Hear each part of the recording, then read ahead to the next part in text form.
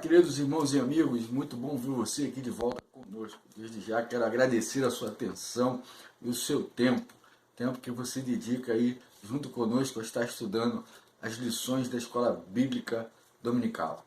Antes de mais nada, quero convidar você mais uma vez a estar conosco nas nossas reuniões semanais ali no templo da Segunda Igreja Batista em Cabo Frio. Aqui na descrição você vai encontrar o link das nossas redes sociais, vai encontrar o endereço, a localização da nossa igreja, para que você possa estar conosco em algumas de nossas celebrações, a quinta-feira à noite e nos domingos pela manhã e à noite. Será uma alegria muito grande poder receber você e ter você conosco. Chegamos então à nossa 11ª lição, a lição número 11. Né? Estamos cada vez mais próximos de encerrar o nosso trimestre. Após essa lição teremos mais 2 lições, a 12 e a 13, e aí estaremos encerrando o nosso trimestre e em outubro iniciando um novo trimestre com novas lições. Então quero dizer para você que se você ainda não baixou a revista da Escola Bíblica Dominical, você pode fazê-lo. Você vai encontrar na descrição desse vídeo o link que leva você até a página da Convenção Batista Fluminense, para que você possa ali pegar, baixar o arquivo contendo a revista, que é muito importante para que haja leitura semanal, para que no final de semana a gente possa entender melhor tudo aquilo que está sendo falado aqui. É muito importante essa leitura para quê? Para que a gente possa chegar às conclusões e poder entender melhor aquilo que é debatido aqui nos domingos durante os nossos vídeos, durante a nossa lição. Sem mais demora, a lição número 11 ela fala sobre fidelidade e entendimento. Os últimos capítulos do livro de Juízes, eles são como que apêndices. Eles vão ali contar algumas histórias tristes, algumas histórias infelizes que ocorreram, finalizando um livro onde foi muito bem esclarecido, muito bem claro, muito bem visto as dificuldades do povo de Israel na Terra Prometida e as circunstâncias difíceis enfrentadas pelo povo decorrente do seu afastamento do Senhor, do seu afastamento de Deus, do seu desvio da vontade de Deus. Algumas coisas assim são bem observadas, né? Nesses livros, nesses capítulos, nós vamos encontrar o quê? A moralidade mais baixa e o caos mais completo da Bíblia. Estar longe de Deus leva os seres humanos a uma moralidade baixa, né? Muito baixa, e é um caos completo. Deus, ele é o equilíbrio, ele é a virtude, ele é a vida. Então sem Deus nada disso é possível, o caos é instaurado, a derrocada é certa e a imoralidade toma conta do indivíduo de maneira que esse não tem nenhuma noção da sua utilidade, do seu propósito, da razão pela qual foi criado. Junto com isso, a gente vê o que? Ignorância espiritual, né? Fabricam-se ídolos para adorar a Deus, contrariando a lei. Nós já vimos que a lei estava esquecida, então fabricando ídolos para adorar a Deus à sua maneira, né? Adorar a sua maneira, enquanto que a lei de Deus diz que não se deveria fazer imagem de Deus, né? Não deveria se fazer imagem de nada que existe sobre a terra, debaixo da terra, no mar, nada. A gente vê isso sendo feito no livro de Juízes e vê que isso é um reflexo de uma adoração pervertida, de uma adoração por desconhecimento, de uma total ignorância espiritual, fazendo com que venha a representar, Deus venha a ser representado por imagens daquilo que ele criou. Né? Isso é uma corrupção espantosa e guerra entre o próprio povo. Né? O objetivo das batalhas que o povo deveria enfrentar era para expulsar as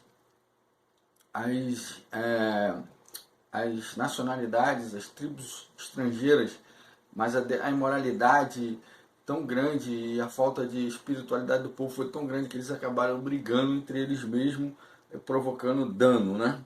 A realidade que abre a parte final do livro de Juízes é a mesma que vai terminar todo o seu conteúdo, ou seja, o povo começa mal e termina mal no livro de Juízes, ok? Começa se afastando de Deus e termina longe de Deus, é a mesma coisa. Idolatria, imoralidade sexual, imoralidade espiritual, corrupção, alianças desastrosas, ganância, soberba e tudo aquilo que levou Israel a fraquejar durante todos esses episódios que nós estamos aqui estudando. É assim também que termina o livro de Juízes, da mesma forma. O povo estava em confusão religiosa, confusão moral, confusão política. Eles estavam perdidos. Mas o que a gente aprende disso?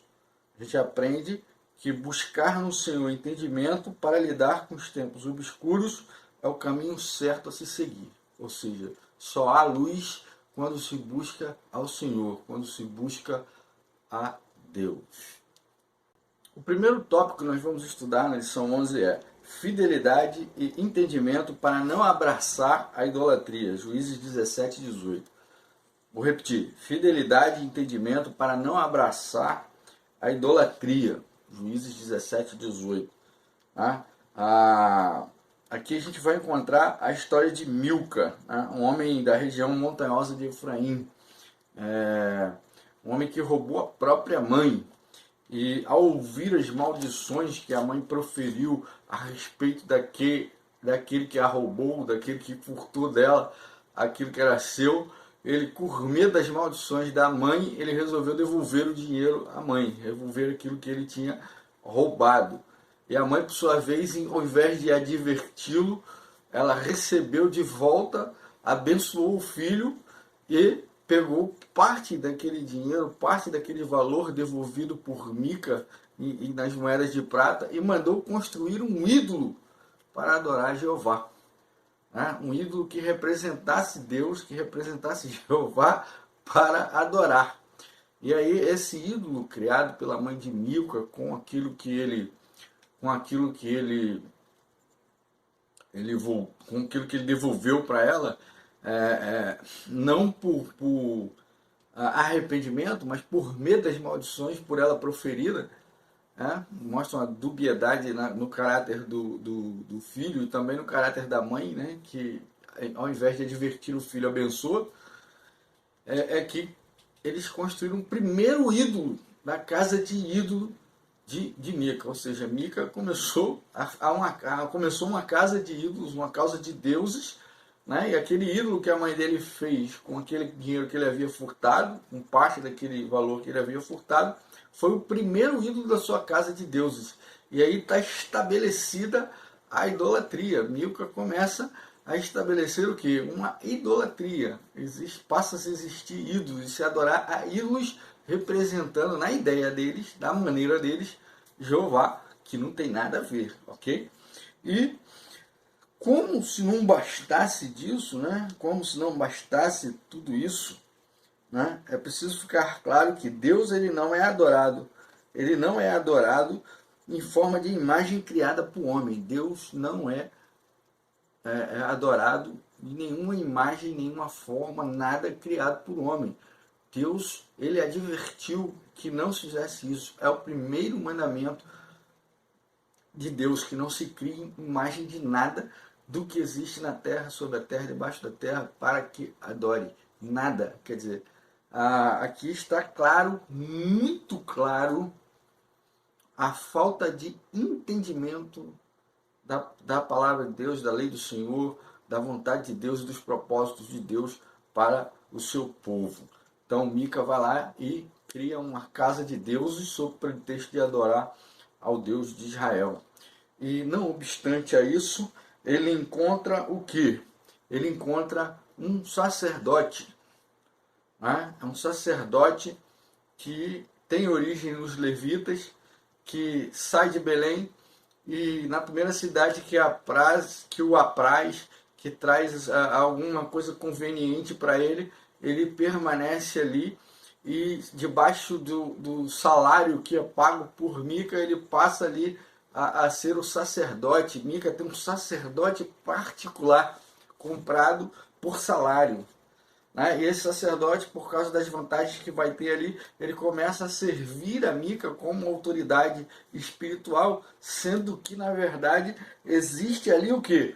Existe ali um desvio de caráter também dessa autoridade sacerdotal, desse sacerdote criado por Milca.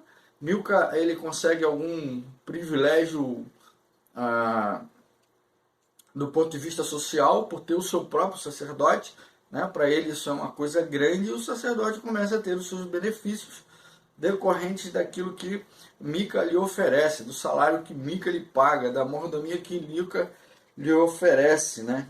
Ele esquece o propósito pelo qual ele é sacerdote, e aí ele começa assim vai descer e se insurgir com autoridade ali na questão da adoração, ah, da adoração de Mica. Ok? Vemos nestes capítulos, né, que com um coração desgovernado é capaz de fazer. O que é? Mica pecou porque fez um ídolo e estabeleceu seu próprio santuário em sua casa, contrariando a Deus. O povo deveria adorar no tabernáculo. Todo o povo deveria adorar no tabernáculo, em Jerusalém. Na verdade, Siquém, né? O tabernáculo. Ele deveria adorar no tabernáculo e não fora do tabernáculo.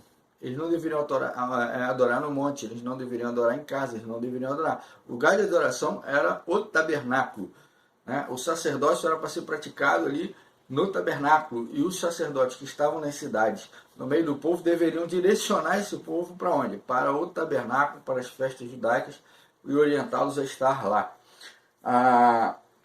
O levita pecou não ficando na cidade aonde havia de servir, atuando ilegalmente como sacerdote e se corrompendo de maneira intermitente, ou seja, ele não estava onde ele deveria estar, não estava fazendo o que ele deveria fazer, porque ele se corrompeu, ele se deixou levar pela vaidade e pela oportunidade de benesses, e ele negociou o quê? Negociou o seu chamado, negociou a sua consagração, negociou o seu sacerdócio.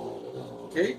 E ele passou a exercer o sacerdote de maneira ilegal, de maneira contrária à lei. Os danitas pecaram porque abandonaram o seu território e apossaram-se do que não era deles. As tribos não podiam invadir o território uma das outras, não podiam tomar o território de uma das outras, não podiam violar de maneira nenhuma e extinguir qualquer que fosse das tribos. Eles não tinham o direito de avançar sobre qualquer que fosse a outra tribo e tomar nada que fosse dela. As tribos tinham a sua herança dividida corretamente, e isso não podia ser não podia ser violado. Não podia ser violado.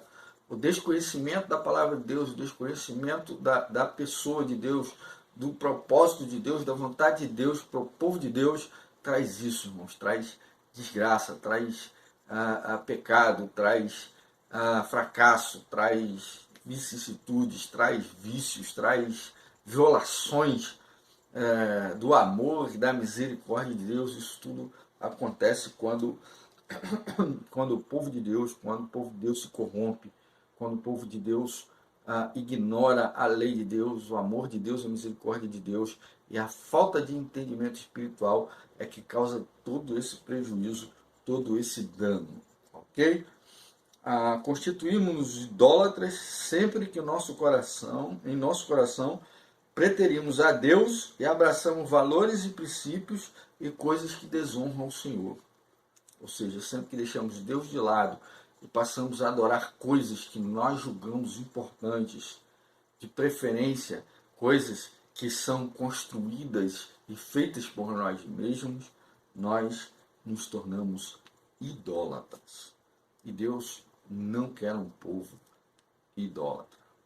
Nosso segundo tópico é fidelidade e entendimento para ponderar e considerar e falar. Repito, fidelidade e entendimento para ponderar, considerar e falar. Juízes 19, 20 e 21.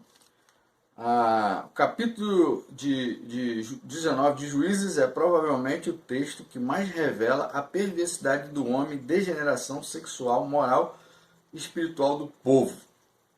Porque vem a história de um levita, né, que se hospeda na casa de em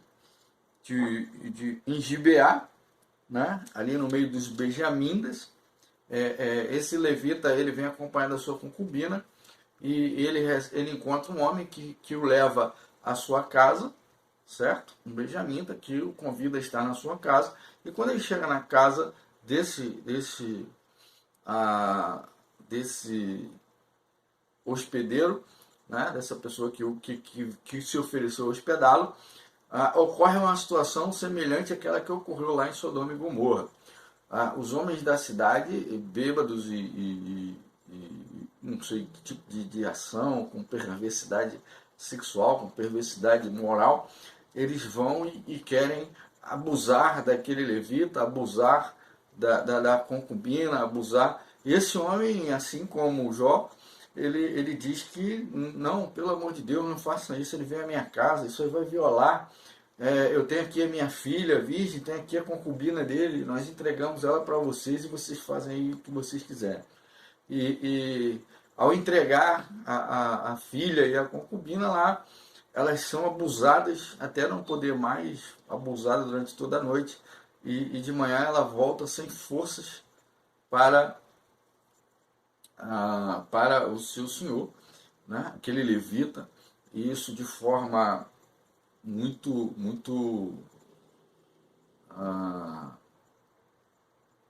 vergonhosa para o povo, né? Muito suja, depois de uma noite de abuso e sem forças. Aquele Benjamim, aquele levita tenta recuperar sua concubina e ela está num estado deplorável. E aí vem mais perversidade ainda. Aquele homem, ele pega aquela mulher quase morta, né, à beira de morrer, ela morre, ele mata a mulher, ele divide as partes daquela mulher e manda para todas as tribos de Israel e conta o que houve. Aquilo causa uma tremenda indignação, né?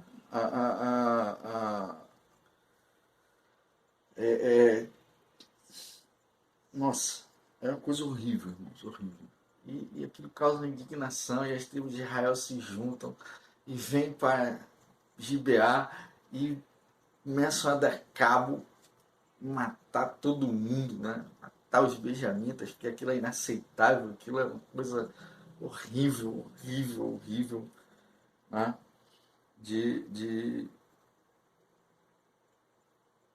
se ver, de se fazer, né? Nunca se viu, nem se ouviu falar de uma barbaridade, de uma barbárie dessa, né? Muito feio, muito ruim, muito horrível. E aí é aquilo, né? Para que Benjamim não desaparecesse, pudesse renascer, as outras tribos lhes entregaram 40 virgens perdoadas no massacre de Gibeá de Jabe-Gileade aos benjamitas sobreviventes. Quer dizer, foi um massacre, foi uma batalha cruel, horrenda, sangue para todo lado, gente morta para todo lado, foi uma coisa horrível. E quem proferiu essa matança foi o próprio povo. Lembra que lá no início eu disse que o povo se voltou contra o povo? Eles tinham que estar preocupados em expulsar as nações inimigas. Não, eles estavam brigando entre si. Porque quem causou todo esse mal aqui foi um judeu, foi um benjamita, foi uma tribo de Israel. Ela que causou. E ela não foi extinta por causa da misericórdia de Deus, porque eles iam destruir todo mundo, iam matar tudo, queimar a cidade, iam fazer tudo, iam destruir tudo. mas alguns sobreviveram e foi dado 400 virgens para que eles pudessem ali procriar novamente, né? À luz da parte final de Juízes 19 e 30, devemos a tudo isso ponderar, considerar e falar. Ponderar o quê? Que a guerra de Israel sob liderança de Judá contra os benjamitas, seus compatriotas, tem seu lado legítimo e ilegítimo. Por que legítimo? Legítimo porque queria combater a injustiça que foi feita àquela mulher. Foi uma coisa nociva, inaceitável. Ilegítimo porque o Senhor que levou o povo para Canaã para combater o que? As nações estrangeiras, não para brigar entre si mesmo. Então, no mesmo momento que ele estava fazendo justiça, ele estava violando o pacto que havera feito, que o povo havera feito com Deus. Considerar o quê? Que foi o distanciamento do povo das leis do Senhor que culminou numa guerra civil sem precedentes e com inúmeros irmãos mortos. Inúmeros irmãos mortos, quer dizer, eles provocaram a guerra interna, a guerra civil interna e mataram, quase que praticamente dizimaram a família de Benjamim. Coisa horrível, né? Horrível, combate horroroso. E falar que enquanto nosso coração for impuro e sujo, nossas maldades estarão incumbidas de fazer o resto. Ou seja, enquanto nosso coração estiver sujo e impuro, nós vamos fazer tudo aquilo que não presta, tudo aquilo que viola o amor e a misericórdia de Deus, tudo aquilo que desagrada a Deus, tudo aquilo que Deus desaprova. Né? Então, a gente precisa o quê? Jesus fala que a boca fala do que o coração está cheio. A gente age conforme a gente pensa. E tudo esse mal, ele foi causado de um coração sujo, de um coração impuro. Daí só se vê perversidade. Quando a perversidade está dentro de nós, instaurada no nosso coração, tudo que vai sair de nós em ação, palavras e atitudes é o quê? Coisas bizarras, coisas doentes, coisas deploráveis, totalmente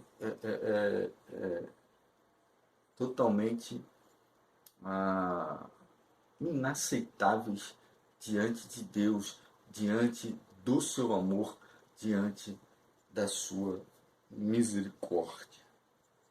São coisas que, ao ver e observar esses últimos 5 capítulos aqui do livro dos Juízes, a gente tem que ponderar isso, ponderar que essa guerra ela foi legítima porque previa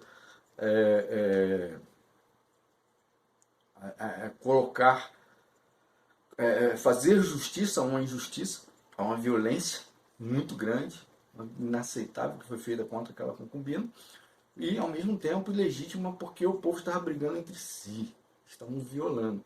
Isso porque a lei do Senhor ficou de fora, né? A lei do Senhor ficou de fora. O distanciamento de Deus, o distanciamento das leis de Deus fez com que o próprio povo se chocasse e se matasse, né? Violasse completamente aquilo que Deus planejou para eles. Ok?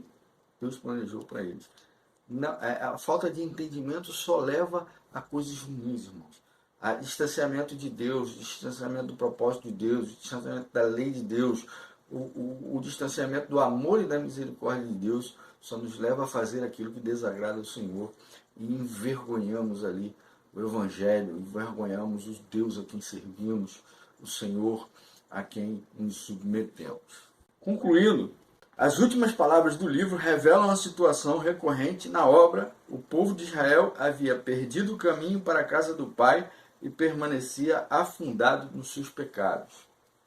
Estar longe de Deus e não fazer aquilo que Deus determinou, aquilo que Deus propôs, fez com que o povo se desviasse, desconhecesse e andasse por caminhos totalmente tortos e distantes de Deus. Estando distante de Deus, eles foram capazes das mais abomináveis atitudes e ações, e por causa da falta do entendimento, eles violaram o amor e a misericórdia de Deus, a promessa de Deus, a fidelidade de Deus para com o povo de Deus. Apesar da infidelidade do povo, Deus permanece fiel ao seu povo. Deus demonstra misericórdia, Deus demonstra amor, Deus demonstra fidelidade em cumprir as suas promessas, né? E amar o seu povo, amar o povo que ele escolheu, amar o povo que ele libertou, amar o povo que ele tirou do Egito, amar o povo que ele fez atravessar o deserto, amar o povo que ele fez atravessar o Jordão e tomar a terra por promessa. Deus, ele não deixa de amar o seu povo, apesar da infidelidade do povo. É preciso entender isso, né?